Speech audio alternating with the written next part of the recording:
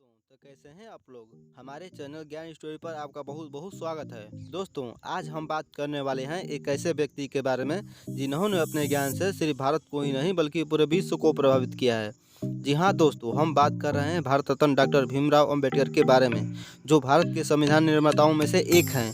तो दोस्तों, अगर हम भीमराव अंबेडकर की बात करें तो इनका जन्म 14 अप्रैल 1891 ईस्वी में हुआ था। जी हाँ दोस्तों, मध्य प्रदेश के महू छावनी में, ठीक है। इनके पिताजी का नाम रामजी मौलाजी सकपाल था तथा माता का नाम भीमाबाई।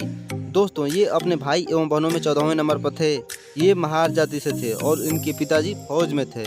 दोस्तों, आपको पता ही होगा कि जिसके पूर्वज हमारे देश सेवा में पूरा जीवन गुजार दिए हों, तो ये जायज़ है कि डॉक्टर भीमराव अंबेडकर भी देश सेवा करेंगे ही करेंगे। तो दोस्तों, वीडियो को आगे बढ़ाते हैं और शुरुआत करते हैं इनके बचपन से। बाबा साहेब और उनके पिताजी मुंबई शहर के एक ऐसे मकान में रहने गए जहां एक ही कमरे में पहले से ही बहुत गरीब लोग रहते थे, तो दोनों लोग एक साथ नहीं सो सकते थे। तो बाबा साहब अंबेडकर और उनके पिताजी बारी बारी से सोया करते थे। जब उनके पिताजी सोते थे तो डॉक्टर अंबेडकर हल्की सी रोशनी में पढ़ाई करते थे। बाबा साहब को संस्कृत पढ़ने की बहुत प्रबल इच्छा थी, लेकिन उस समय छुआछूत और जाति धर्म की प्रथा चरम सीमा पर थी। दोस्तों, तो ऐसा था, उनको संस्कृत पढ़ने को नहीं मिला, लेकिन विदेशी लोग संस्कृत पढ़ सकते थे। वाह रे किस्मत। भीमराव अंबेडकर अपने स्कूली की पढ़ाई के दौरान इतना अपमानजनक स्थितियों का सामना किए, फिर उन्होंने कॉलेज की पढ़ाई की। दोस्तों, यदि हम उनके एजुकेशन की बात करें तो इन्होंने 1907 में मैट्रिकुलेशन के बाद 1912 में ग्रेजुएट हुए तथा उच्च शिक्षा के लिए बड़ौदा के महाराज से स्कॉलरशिप पाकर कोलंबिया यूनिवर्सिटी चले गए। वहां जाकर अर्थशास्त्र में MA की शिक्षा ली और 1917 में PhD किए। फिर 1917 में लंदन स्कूल ऑफ इकोनॉमिक्स में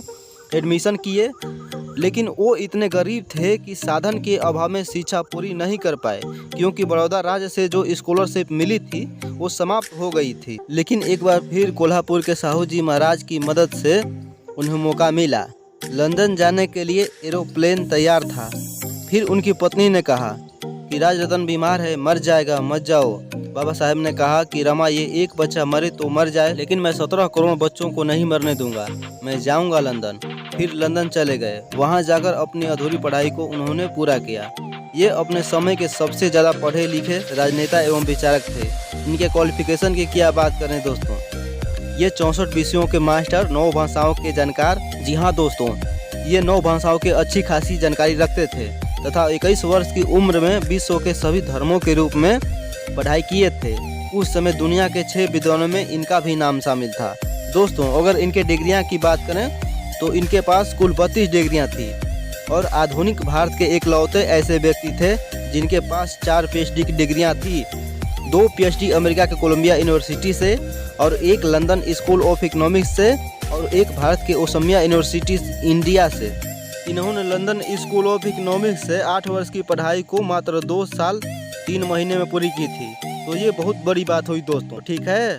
लंदन स्कूल ऑफ इकोनॉमिक्स से डॉक्टर ऑल साइंस, एक दुर्लभ डॉक्टरेट की डिग्री प्राप्त करने वाले भारत के ही नहीं बल्कि पूरे पहले और एकमात्र व्यक्ति हैं। दोस्तों, वे अपनी एजुकेशन पूरी करके जब बड़ौदा राज्य के पास आए तो उनको जो स्कॉलरशिप मिली थी उसके लिए सिविल सर्वेंट की नौकरी करनी थी, तो वहाँ रहने के लिए रूम खोज रहे थे। जब भी रूम खोजने जाते थे, जैसे ही पता चलता था कि ये व्यक्ति दलित जाति का है तो घर नहीं मिलता था। कुछ लोग कहते हैं कि शहरों में जातियां नहीं देखी जाती हैं, लेकिन अब 22वीं सदी में भी मुंबई, दिल्ली जैसे शहरों में जाति धर्म पूछ कर रूम देते हैं लोग। तो ऐसा था दोस्तों। डॉक्टर अंबेडकर भी कई रूम खोजे, लेकिन उनको कोई भी रूम नहीं मिला क्योंकि वो शूद्र थे। अंत में उनके दोस्त की मदद से एक रूम मिल गया और मकान मालिक ने भी कुछ नहीं पूछा कि आप किस जाति से हैं, और इन्होंने कुछ बताया भी नहीं। रूम मिल गया, उसमें रहने लगे। एक दिन सुबह में जब वे जागे तब उनके रूम के बाहर आवाज़ सुनाई दे रही थी। तब वे खिड़की से देखे तो उनको जान से मारने के लिए कुछ लोग तलवार भाले लेकर रूम के सामने खड़े थे। इसमें रूम मालिक भी शामिल था कि बिना बताए मेरे रूम में रहा और मेरे रूम को अपवित्र कर दिया और उनको किसी भी रास्ते से शीघ्र ही निकाला गया। एक बार फिर उनके साथ ऐसा ही हुआ।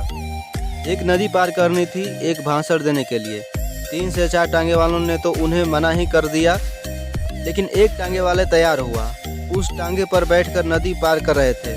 तभी उस टांगे का पहिया निकल गया और टांगे नदी में गिरते गिरते बच गया और बाबा साहेब भी बच गए। बाद में पता चला कि वह एक साजिश थी कि इस आदमी को नदी के उस पार ले जाओ ताकि जो पहिया है उसको लूज कर दो कि ये आदमी नदी में गिरे और इसका तुरंत ही मौत हो जाए। इन सभी मुसीबतों को डॉक्टर अंबेडकर झेलते थे। दोस्तों इतना ही नहीं बल्कि वे बहुत बड़े समाज सुधारक थे। डॉक्टर अंबेडकर इतना छुआछूत की दौर से गुजरे कि उन्होंने ऑल इंडिया क्लासेज एसोसिएशन का संगठन किया। उस समय विदेशियों का शासन था जिसके कारण इनका उद्देश्य ज़्यादा सफल नहीं रहा। विदेशी शासकों को यह डर था यदि यह लोग एक हो जाएंगे तो परंपरावादी और रूढ़िवादी वर्ग उनका विरोधी हो जाएगा। दोस्तों अगर इनके छुआछूत की बात करें तो ये बचपन से ही छुआछूत की पीड़ा को झेलते आए थे। डॉक्टर अंबेडकर ने बहुत सारी पुस्तकें भी लिखी हैं। दोस्तों हम आपको बता दें इनके द्वारा प्रदान किए गए दिशा निर्देशक के सिद्धांत के आधार पर भारतीय रिजर्व बैंक बनाई गई थी। दोस्तों इन्होंने छुआछूत और असमानता के विरुद्ध में अपना जीवन समर्पण कर दिए। अंबेडकर ने अपने भाषण में भी साफ साफ कहा था कि जहां मेरे व्यक्तिगत हित और देश हित की बात होगी वहां पे मैं देश को प्राथमिकता दूंगा, परंतु जहां दलित जातियों के हित और देश हित की बात होगी वहां मैं दलित जातियों को प्राथमिकता दूंगा। उन्होंने इसके लिए बहुत कुछ किए। दोस्तों सन 1927 में अछूतों को पानी पीने के लिए सत्याग्रह का नेतृत्व किया और सन 1937 में मुकदमा जीत भी लिए। आखिर क्यों नहीं जीतेंगे, गरीब की जो बात है। तो ऐसा था दोस्तों। यदि इनके राजनीतिक करियर की बात करें तो 1936 में इन्होंने स्वतंत्र मजदूर पार्टी का गठन किया। 1937 के केंद्रीय विधानसभा चुनाव में उनकी पार्टी को 15 सीटों से जीत मिली। अंबेडकर जी इस पार्टी को all India schedule caste party में बदल दिए। इस पार्टी के साथ वे 1946 में संविधान सभा के चुनाव में खड़े हुए, लेकिन बहुत ही खराब प्रदर्शन रहा। ठीक है, यहाँ पे एक बार बता दूं कि कांग्रेस व महात्मा गांधी के लोगों ने अछूत लोगों को हरिजन नाम दिया तो सब हरिजन ही बोलने लगे। दोस्तों महात्मा गांधी भले ही राष्ट्रपिता हैं लेकिन उन्होंने यहाँ पे बेवकूफ़ी की थी। अछूत हैं तो क्या हुआ, हमारे देश के नागरिक ही हैं। बाबा साहेब आज़ाद भारत के पहले कानून मंत्री बने। दोस्तों इन्होंने बहुत महान कार्य भी किए हैं तो इन्हें पुरस्कार भी मिले हैं। जैसे अम्बेडकर जयंती पर छुट्टी भी रखा जाता है। इन्हें भारत रत्न से भी सम्मानित किया गया। अम्बेडकर का एक बड़ा चित्रकारी भारतीय संसद भवन में भी लगाया गया। दोस्तों उनके निधन की बात करें तो सन 1948 में डायबिटीज से पीड़ित थे और 1954 तक बीमार रहे। 6 दिसंबर 1956 को अपने घर दिल्ली में ही प्राण त्याग दिए। दोस्तों आज बाबा साहब जिंदा होते तो समाज में क्या क्या बदलाव लाते, जैसे कि आरक्षण पर शुरू से ही नजर रखते। वे दूसरी पीढ़ी को आरक्षण का फायदा नहीं लेने देते। वे अनुसूचित जाति जनजाति प्राप्त अब कर्मचारियों के संगठन बनाए जाने के लिए सख्त खिलाफ होते। दोस्तों इनके बारे में कुछ रोचक तथ्य। भारत के झंडे पर अशोक चक्र लगवाने वाले डॉक्टर बाबा साहेब अम्बेडकर ही थे। डॉक्टर अम्बेडकर लगभग 9 भाषाओं की जानकारी रखते थे। इनके विचार ही कुछ महान थे।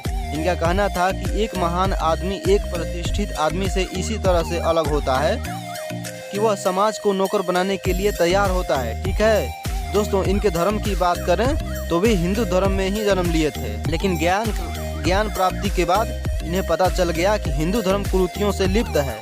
दोस्तों मैं आपको बता दूं कि इन्होंने मानव जाति के लिए बहुत सारे महान कार्य भी किए हैं। लेकिन हिंदू धर्म में एक पुस्तक मनुस्मृति थी। इसमें शूद्र और नारी को शिक्षा के लिए कोई भी अधिकार नहीं थे, इसलिए बाबा साहेब ने मनुस्मृति जैसी विशाली ग्रंथ को जला दिए।